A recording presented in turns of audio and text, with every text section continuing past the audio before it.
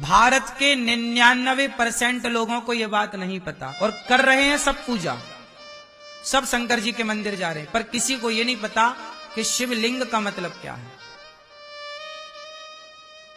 जबकि विधर्मी लोग तुम्हारा मजाक उड़ाते हैं, यार तुम तो लिंग की पूजा करते हो, कैसे हिंदू हो तुम तो लिंग की पूजा कर रहे हो। विधर्मी लोग मजाक उड़ाते हैं ना तुम्हारा, तुम्हारे पास कोई उत्तर होता नहीं है क्योंकि तुम्हें पता नहीं है, तुमने रिसर्च नहीं की, अपने धर्म को जानना उचित नहीं समझा। मजाक उड़ाते भी हैं लोग तो आप सुन लेते हो क्योंकि आपको उत्तर नहीं पता। उत्तर पता होना चाहिए, आपके बच्चों को भी उत्तर पता होना चाहिए, ताकि हमारे शिव का, हमारे मंदिरों का, हमारे सनातन धर्म का कोई मजाक ना उड़ा सके। क्योंकि हमारे यहां मजाक है ही नहीं, हमारे यहां तो साइंटिफिक है ना सब चीज, वैज्ञानिक कसौटी पे खरा है सब कुछ। आओ समझते हैं शिवलिंग का गणित, शिवलिंग का विज्ञान।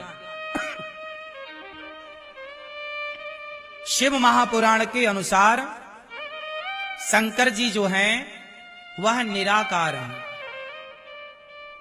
शंकर जी कौन है? निराकार।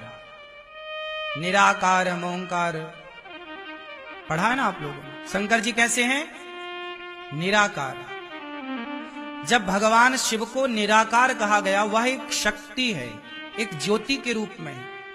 शंकर जी निराकार हैं, पर शंकर जी के भक्तों ने कहा कि प्रभु आप निराकार हैं, पर हम आपकी उपासना करना चाहते हैं, ध्यान करना चाहते हैं, तो ध्यान करने के लिए कोई तो आकार हो, वरना निराकार है तो ध्यान किसका करेंगे? कहां जाके मन टिकेगा, कहां जाके आंखें टिकेंगी?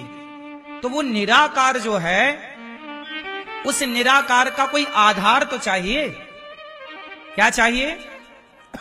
आधार। तो आधार क्या है? तब भगवान शिव ने कहा कि मैं तो कण कण में व्याप्त हूं, सब जगह हूं, आप किसी को भी आधार मान लीजिए। मैं निराकार तो हूं, परंतु आपके लिए मैं सब जगह प्रकट हो सकता हूं।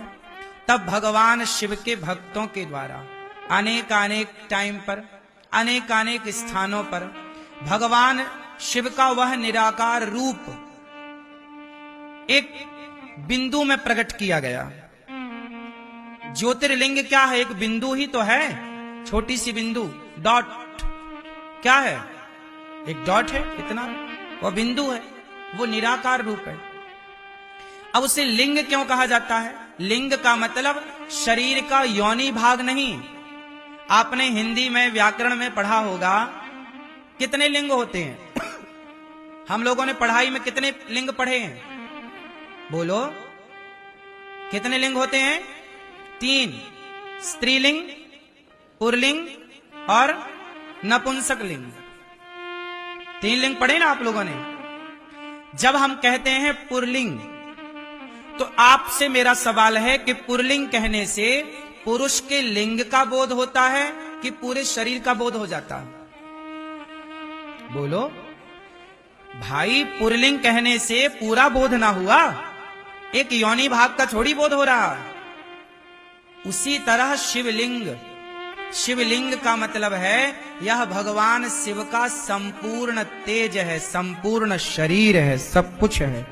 भगवान शिव है पूरे, साक्षात सिर से लेकर पांव तक भगवान शिव का ही पूरा। एक भक्त जो है वो भाव रखता है किस वस्तु में मेरे भगवान हैं। अब बताओ, शालिग्राम भगवान भी तो गोल पत्थर की तरह हैं। शालिग्राम भगवान की बटैया कैसी है? गोल है ना, उसमें हाथ दिखता, ना पांव दिखते, ना पेट दिखता, ना पीठ दिखता, ना आंख दिखती, ना नाक। शालिग्राम भगवान में कहां कुछ दिखता है? शालिग्राम भगवान तो गोल है कि नहीं? तो भाव ये है ना कि ये नारायण है।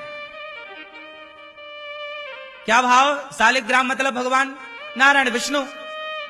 तो पूरे शालिग्राम गोल में भाव पूरे विष्णु का है ना।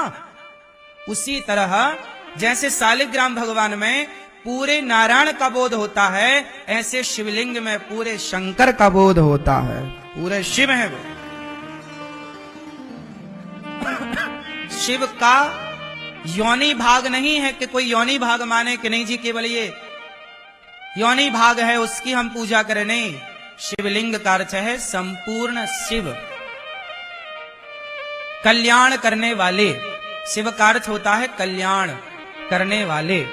ऐसे शिव की हम आराधना करते हैं। तो वहां लिंग का मतलब शिव को बोध कराने वाला वो शब्द है। बात समझ में आई? चूंकि इतनी सी जानकारी ना होने के कारण आप ना उत्तर दे पाते, ना आप समझ पाते, ना तो आप समझा पाते।